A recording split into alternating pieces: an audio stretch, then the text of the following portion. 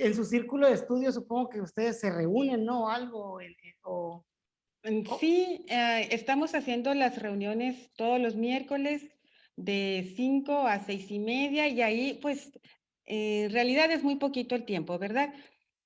Alcanzamos a ver si acaso 2 documentos, por lo general uno, y también trabajamos esta gran cantidad de simuladores que han surgido en las páginas, otros que también los crea aquí su servidora. Y de esta manera pues vamos ahí practicando, ¿verdad? La cuestión de las preguntas. Y fíjate que una de las cosas que yo considero ya desde 1992 presentando exámenes, que una cosa muy importante es comprender la pregunta. ¿Qué es exactamente lo que me está pidiendo para saber exactamente qué es lo que voy a contestar? Porque estas preguntas de, pues antes en Neval, no sé hoy en día, pues están llenas así de esos artilugios, de esos secretitos, y no hay cómo comprenderlos, ¿verdad? Aparte de leer el documento, pues tener esa suficiente comprensión lectora para analizar los reactivos y darles una respuesta correcta. Fíjese que en ese tema también es algo que a mí me gusta mucho platicar ahorita. Qué bueno que toca el tema de los exámenes. Vamos a platicar A ver, de la vamos. resolución de exámenes, maestra, porque me gusta ese tema. Yo le voy a hablar un poquito de mi método, ¿no? Lo que yo hago, ¿no? Al final de cuentas, pues sí, gracias a Dios me ha ido bien también en cuestión de exámenes. Creo que es por la parte lógica de cómo analizo la pregunta. La pregunta yo la analizo así, a ver, ¿usted qué opina, no? A ver. Mm, ya ves que muchos de los reactivos son un preguntón así de un texto de casi una página y luego una preguntita y luego las respuestas, ¿no? Lo primero que leo yo es lo último, la pregunta. Entonces, después de que leo yo la pregunta, si ocupo información adicional, me refiero al texto y ya busco en el texto lo que ocupo para irme a ver las respuestas. Pero hay veces, maestra, que como usted dice, llena de artilugios. Viene un texto tan grande y la pregunta muy básica. Entonces, al leer, pierdes mucho tiempo leyendo todo el texto, lees la pregunta y a ver, si hubiera leído primero la pregunta, a veces hasta con la pura pregunta puede uno contestar, ¿no? Exacto. Entonces, ese es el método que uso para cuando hay un preguntón muy largo. Primero leo la pregunta, ocupo información adicional, me regreso y la busco y luego me voy a las respuestas. ¿Cómo la Ok. ve? Pues fíjate que ahí analizando dentro del círculo de estudio, analizando los reactivos, pues nos topamos con uno así, de esos así kilométricos y la pregunta. Y entonces, al analizar primero el texto, a ver, ¿qué idea les da? ¿De qué nos está hablando el texto? Y ahí estoy, ¿no? Y luego, pues sí, pues era un texto que hablaba de inclusión, que hablaba de la no violencia, y bueno, y ahí estuvimos. Pero luego la pregunta decía, ¿cuáles estrategias didácticas apoyan más a lo que quiere hacer el docente? Por poner un ejemplo, ¿no? Ujú.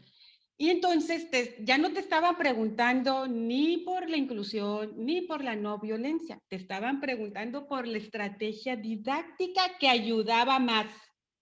Y entonces, a ver, olvídate de la inclusión, olvídate de todo este texto. Nos está pidiendo estrategia didáctica. Y entonces ya te vas a los reactivos y buscas la estrategia didáctica. Y hay veces que de los 4 reactivos, solamente una es estrategia didáctica. Entonces ahí prácticamente el distractor principal fue todo el texto que te Sí, pusieron ahí. y sabemos que estamos limitados de tiempos. Ahí es una carrera contrarreloj estar contestando un examen. Porque Así si es. dice, tienes 4 horas, es mucho. Pero son 100 preguntas, son unas muy largas. No nomás es leerla, es pensar cuál es la correcta y demás. Entonces, Así es. Y pues luego otra, pues, situación que se presenta, dices tú, bueno, pues son 4 horas de exámenes, sí, pero empiezas muy bien. A los 20 minutos como que empiezas a sentir un bajón y luego a los otros 20 minutos, o sea, el nivel de concentración después de 2 horas ya no es la misma que cuando empezaste. Y entonces yo les digo a las maestras, en cualquier simulacro que ustedes encuentren, háganlo, porque eso les va a adiestrar el cerebro para que puedan resistir la presión ya al momento del examen. Es como un músculo, pues que lo tenemos ujú, que entrenar entrenar, para sí. ese momento. Así es. Oiga, maestra, y pues otro, yo creo que también muy conocido método para contestar es la cuestión de descartar, ¿no? El descarte. Cuando ya uno, bueno, yo siempre he recomendado que lo primero tienes que conocer y para ello remítanse a la página de la maestra, que hay documentos y ahí conozcan y aprendan. Lo segundo, pues sí va a haber preguntas que a lo mejor no puedas tú contestar porque no recuerdes todo lo que leíste, pero si le hayas lógica al reactivo, te puedes ir a las preguntas, a las respuestas y encontrar ese enganche que tiene que tener la respuesta con la pregunta. Y si no lo encuentras a la primera, descartar las que no, pues cuando no encuentras el enganche, busca el desenganche de las otras, ¿no? Exacto, por eliminación. Por eliminación, entonces Sí. esa es Y luego otra. hay otra palabra ahí medio tramposita que te ponen la pregunta y luego te dicen, excepto. Ay, eso también se va uno, porque muchas veces, como conocemos ya la respuesta a la pregunta que nos están haciendo, ni siquiera la terminamos de leer. Ay, pues nos vamos con la finta, y pero resulta que venía eso, pues de excepto, y ahí es donde nos equivocamos.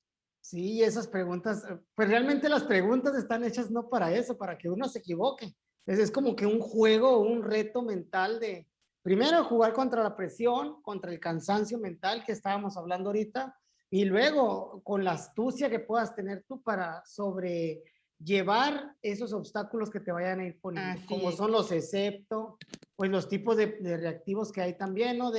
Pues hay unos que vienen como 6, 7 opciones, A, B, C, D, y que tienes que elegir 3, ¿no? 3 de 4, 3 de Sí, 8.